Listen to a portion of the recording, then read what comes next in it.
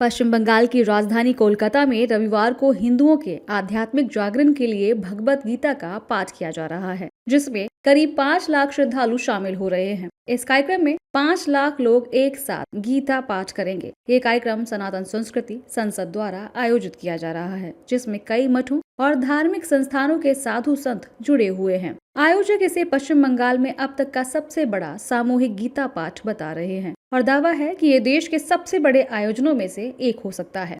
5 लाख लोग एक साथ आ रहे हैं, तो जब हमारी सामूहिक शक्ति होती है, सज्जन जब सम्मिलित होते हैं, तो धर्म की जय जयकार होती है। भगवान ने गीता का गीत गाया ताकि किसी भी परिस्थिति में हम डट के खड़े रह सकें। अपने आंतरिक शत्रु जो हमारे चित्त में काम, क्रोध, लोभ, मोह जो हमें दुर्बल करते हैं, उस पर हम अंकुश कर सकें। हम भारतीय जिस सनातन हिंदू धर्म का पालन करते हैं, न केवल हिंदुओं के लिए, सभी मानव जाति के लिए भगवत गीता एक ऐसा मार्गदर्शक है, एक ऐसा मार्गदर्शक पुस्तक है। जब भी कभी मन की अवस्था अर्जुन जैसी हो जाती है, भगवान श्री कृष्ण अलग अलग तरीके से अपने मन को कैसे निश्चित किया जाए उसके ऊपर मार्गदर्शन करते हैं। ऐसा मार्गदर्शक करने वाली भगवत गीता हमारे लिए प्रेरणा स्थान और मार्गदर्शक की पुस्तिका है। ममता बनर्जी किसी तरफ नहीं है। उन्होंने जगन्नाथ मंदिर पर स्थापना करके उनको प्रेरणा दिया, जो बाबरी मस्जिद स्थापना कर रहे हैं। और इस देश में 5000 साल पहले भगवान ने गीता का अध्याय बताया, गीता का प्रवचन किया है, और तब से गीता का अध्ययन यहाँ हो रही है। हाँ, बंगाल में आज हिंदू समाज अपने को खतरे में पा रही है, इसीलिए पिछले 3 साल से सामूहिक गीता का पठन हो रही है। 1 लाख था, अभी 5 लाख का टारगेट है, तो बड़े उत्साह के साथ लाखों लोग आ रहे हैं। तो मुझे लगता है कि हिंदुत्व का और जागरण होगा, धर्म का, तो सबका कल्याण होगा। हिस्ट्री कभी रिपीट नहीं होगा बाबरी मस्जिद के लिए, और इसलिए आप देखें कि सब हिंदू लोग, हिंदू समाज लोग, सनातनी लोग एक साथ हुआ है, एक छात के नीचे सब लोग इकट्ठा हुआ है।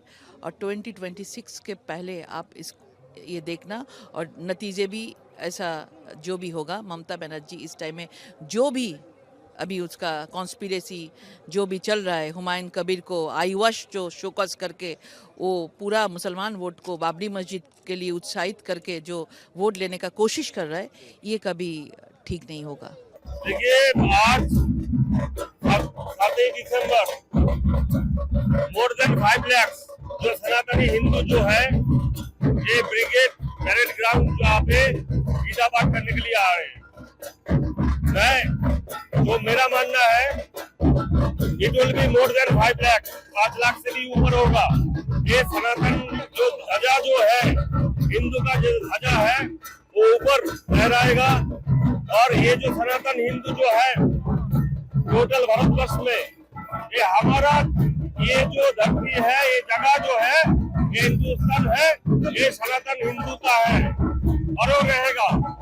गीता पाठ के दौरान कार्यक्रम के आयोजकों का मानना है कि इसका उद्देश्य बंगाल की आध्यात्मिक परंपरा को सामने लाना और समाज में सौहार्द का संदेश देना है। हालांकि टीएमसी सांसद कल्याण बनर्जी ने गीता पाठ को लेकर भी आपत्ति जताई है। उन्होंने कहा कि अगर धर्म राजनीति का आधार बन जाता है तो यह भारत के लिए सबसे बुरा समय है। Actually, I do not give much cognizance of this types of incident. Repeatedly they do it, but it has no result. Earlier was achieved, and future this will not be done. If religion only is the best of the politics, then the very unfortunate days in India has come. Indian democracy depends upon secularism, and the political leader who forgets about this concept of secularism, they also destroy the democracy of the country. जानकारी के लिए बता दें कि इस गीता पाठ के कार्यक्रम में 5 लाख से ज्यादा श्रद्धालुओं के शामिल होने की आशंका है। इतनी बड़ी संख्या में भीड़ की आशंका को देखते हुए प्रशासन ने व्यापक इंतजाम कर लिए हैं। पूरे मैदान और आसपास के इलाकों में सुरक्षा बढ़ाई गई है। भीड़ कंट्रोल करने के लिए मेडिकल सेवाओं और आपातकालीन इंतजामों की विशेष व्यवस्था की गई है। बता दें कि ये कार्यक्रम ऐसे समय पर हो रहा है जब राज्य में धर्म और राजनीति को लेकर सियासी बहस तेज है।